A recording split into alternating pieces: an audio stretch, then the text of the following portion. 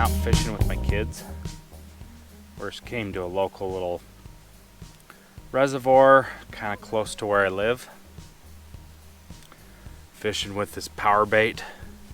This looks yellow to me, but my kids say it's orange. So I get several emails a week just with random questions that people ask. I just want to read a couple of those right now and possibly try to answer those. This one comes from a guy named Daniel. He says, "Hey Connor, just getting into my yard. I have emerald zoysia in Alabama and I scalped it about a month ago and have been keeping it at about a 1/2 inch with a California trimmer. My yard isn't flat and has a decent hill. The drive mechanism on the Cal trimmer is pretty crappy and it struggles big time with the hill. Not to mention I've filled it pretty good mowing after a top dressing. Anyway, I could go on and on. I found your videos extremely informative and thoroughly enjoy watching. Question: having experience behind the Toros, do you think their drive mechanism would fare better on a bit of an incline?" Daniel wants to know about the drive mechanism on a Toro Greensmaster mower on a bit of an incline. I'd have to say that the Toro, I don't know about a bit of an incline, because I have a slight incline in my front yard, and when I kind of come at it on an angle a little bit, not just straight up the hill, even though it's a really small hill, it kind of slips and slides a little bit, just a little bit, and makes my stripes kind of not perfectly straight. So I would say that the Toro would be fine on a slight incline if it's very slight incline. If it's not, if it's more of a heavy incline, I would say that it probably won't do that well. So the other thing about the Toro is the drum on the back. It's got a rear differential and it's a big aluminum drum. And so if the grass is wet or anything, it tends to slip. And so if you're going up a little bit of an incline or something like that, you might have some slippage of the aluminum drum on the grass. So here's another email from a guy named Todd. He says, "Love your YouTube channel. I'm a fellow lawn lover from what it seems like an hour or two just south of you. I have some questions about the RGS and humic acid. 1. How long should I wait to water the lawn after applying? Number 2, should I follow the Milorganite app schedule with the RGS? 3, how long should I wait until I mow? And 4, how long should I wait until the kids and dog can get back onto the lawn?" So the first question, how long should I wait till I water the lawn after applying RGS? So with that question, I would say wait maybe a day or two. The longer you wait is obviously going to be the better, but I think you're going to get the most uptake with the RGS on a foliar level within about 6 hours. So I would say you could probably water it in probably within 6 to 8 hours, but I would personally wait about a day. His second question, should I follow a Milo app schedule with the RGS? Yes, absolutely. So when you're applying any humic acid, RGS, or just straight humic acid, the humic 12, and or any humic acid maybe in a granular form, you always want to use a nitrogen source at the same time. So the humic acid kind of unlocks the nutrients that are bound up in the soil, so the plant can uptake those nutrients and take advantage of those nutrients easier. So you always want to do a nitrogen application, in this case Milorganite, with your humic acid application so they can both work hand in hand together. So this information about the humic acid is actually information that I got from Matt Martin. He's the Grass Factor on YouTube. I'll link to him. And he has awesome information. If you haven't watched his videos and you want to know about the science behind turf, he is your guy. So his next question is how long should I wait until I mow after applying RGS? You know, that's kind of the same thing as watering. So if you're going to mow, I personally would wait about at least a day.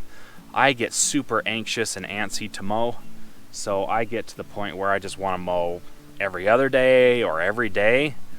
But after I apply things to the lawn, I tend to want to wait about a day or so. So humic acid, I'd wait at least 1 day, if not 2. His last question is, how long should I wait until the kids and dog can get back onto the lawn? So this is a question that I actually asked Matt Martin from the Grass Factor, and he said to me he wrote up a thing and I forwarded it on to somebody else because somebody else asked the same question. So how long can you wait to let the kids and the dog on the lawn after applying RGS or a humic acid? He said it doesn't matter. You can let them go on there right away. I think he said it's derived from a potassium source and it's all natural. So there are no chemicals or whatever like that. So he said that you'd be okay letting your kids or dogs go right on the lawn right away. So I personally would wait maybe at least until it dries. You don't want to go kind of tracking around all the lawn when it's wet, because it's just going to get on your shoes and it's going to stain your shoes and just kind of get it everywhere. Yeah, honey? His fishing pole's really tangled. Oh, so his fishing pole's tangled, so let's get that untangled for him. Look at this. So Matt Martin said the humic acid is not harmful to dogs. It's a potassium extracted liquid from organic matter. So looks to me like you can kind of just go right on the lawn right away.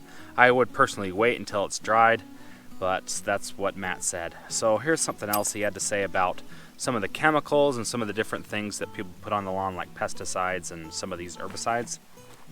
So he said Battleship 3, etc. all have different active ingredients which pose separate threats to animals in terms of a reentry interval. Consult the label. Some will recommend until dry, or some will recommend until irrigated, or some will recommend after 72 hours. So 72 hours. Oh my god. So that's 3 days. That's crazy. So an REI is how long you should stay off an area without PPE. So if it calls for socks and shoes and has an REI of 72 hours, you should wear socks and shoes and not go barefoot in the lawn for 72 hours. He says, hope this helps. So that's very, very helpful. So here's another question from Tony. He says, good evening. Thank you for your help. You're an incredible resource. So I drew all over your lawn and the patterns you have burned into it. What is your weekly routine as far as direction? Seems like you use the single double no matter what direction you're going. Do you do vertical one day, horizontal the next, then mow diagonal, then opposite diagonal, then start all over? So I don't really have a set mowing direction that I do. I just kind of mow however I feel about 3 seconds before I make that first pass. I just decide right then. I generally like to go straight out, like I've shown several times in the videos, on the weekends, because that's when the most people are coming by and that sees the most and the stripes show the most on the weekends. And so I generally like to mow straight and then maybe a 90-degree pattern on the weekends. So during the week I generally mow on the diagonal. I don't like mowing on the diagonal at all because the reel tends to slip, because there is a slight incline with the turf, and so it tends to slip and I don't tend to get straight lines. I just really don't like mowing on the diagonal. It's hard to get the straight lines. And as for single double or double double, so it's a lot more work to do the single double or the double double. So I'll just kind of mow here and there of the single double or the double double. It seems to me like I mow when I'm in a hurry. I'll just do singles, and then, oh, there's a fish. And then when I've got the time, I'll either do a single or a double double. Really like the single or the double double. Okay, so here's another one. Comes from a guy named Jason. He says, hey, I'm Jason from North Carolina. Came across your channel. First, I'd love it if you printed some additional Lawn Rebel shirts, maybe a lime green one or an orange. I am printing some new shirts here pretty shortly.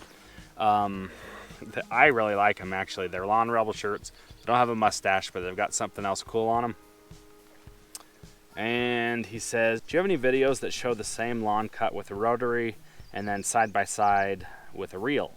I'm considering a reel mower, but I have a small lot, 1/4 acre, and currently cut Tifway 419 with a rotary.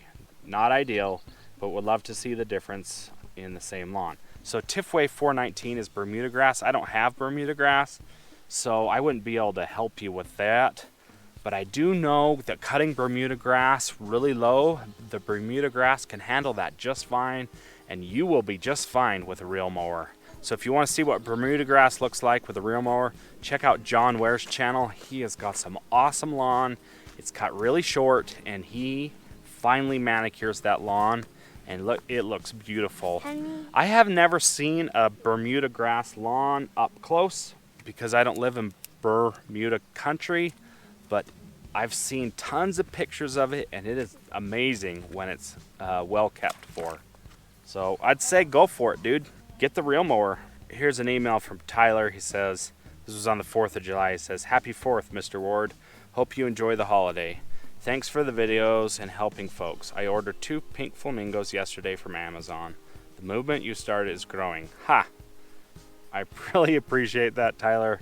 I love the flamingos because they turn heads. So when people see the flamingos, they turn their head to the flamingo, and then once they see the flamingo, they see the lawn. So that was the original reason that I put them there, but now they've kind of grown on me, and I like them. I think they're a fun little thing. I know they have something to do with some swingers or something like that, but I'm not into that, and so I just like them out there, and I think they add a little bit of character to the lawn. I know they're a little bit cheesy, but to me they're fun, and it's kind of like a domination type thing, and so I really like them a lot. So that's all the questions that I want to answer right now. So just kind of enjoying this evening together with my kids, and we're just out here doing a little fishing. We haven't caught anything. Apparently we're using the wrong fishing equipment and or the wrong bait, but they stock this and we haven't caught a dang thing. So we're having fun up here. It's really enjoyable on a Tuesday night. It's starting to get dark, so we'll be leaving here pretty shortly, but anyways, I appreciate you guys watching these videos, and I'll see you in the next one.